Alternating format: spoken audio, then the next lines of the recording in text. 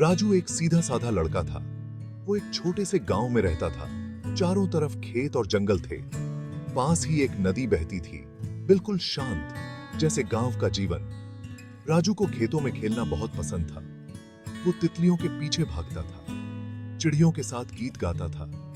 सूरज उसका दोस्त था, खेलते खेलते उसे अपनी धूप से नहलाता था।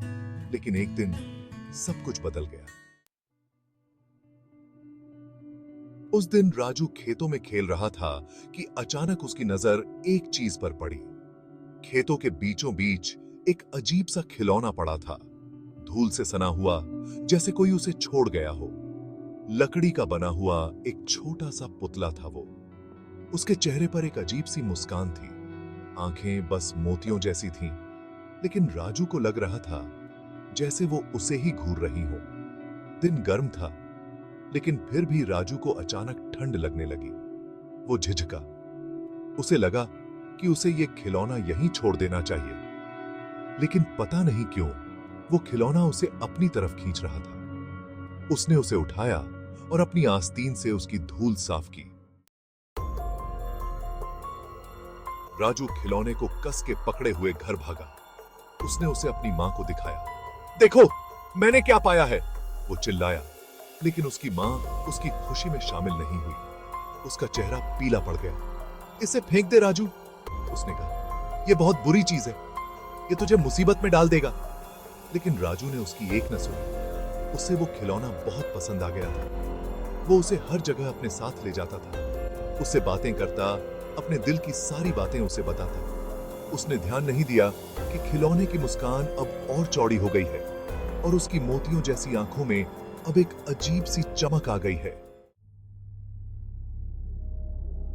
रात को राजू को बुरे सपने आने लगे। सपने में वो खिलौना जिंदा हो जाता था।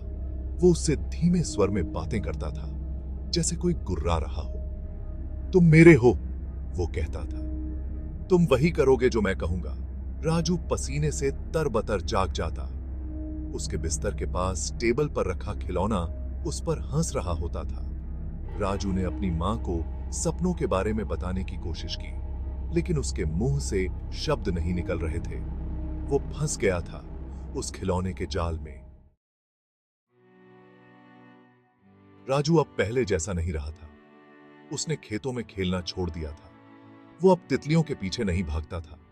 उसे बस अपने उस खिलौने से मतलब था। उसकी मां बस देखती रहती, लाचार और बहुत दुखी। वो जानती थी कि खिलौने ने उसे अपने वश में कर लिया है, लेकिन उसे समझ नहीं आ रहा था कि इस जादू को कैसे तोड़ा जाए। फिर एक दिन राजू गायब हो गया। वो चला गया बिना किसी निशान के। बस वो खिलौना बचा रह गया, उसकी मुस्कान पहले से भी ज्यादा चौड़ी। गांव वालों ने राजू को ढूंढने की बहुत कोशिश की। खेतों में, जंगल में, नदी किनारे, हर जगह देखा, लेकिन वो दोबारा कभी नहीं मिला। खिलौना उसे लील गया था। राजू की कहानी सबके लिए एक सबक बन गई। इसने सभी को एक सीख दी। हर चमकती चीज सोना नहीं होती। कुछ चीजें चाहे कितनी भी मनमोहक क्यों न लगें, उन्हें छूना ही नहीं चाहिए। जंगल में वो जगह आज भी वैसे ही है, एक खामोश यादगार उस बच्चे की जो एक मुस्कान के पीछे भागा और अपनी ही दीवानगी का शिकार हो गया।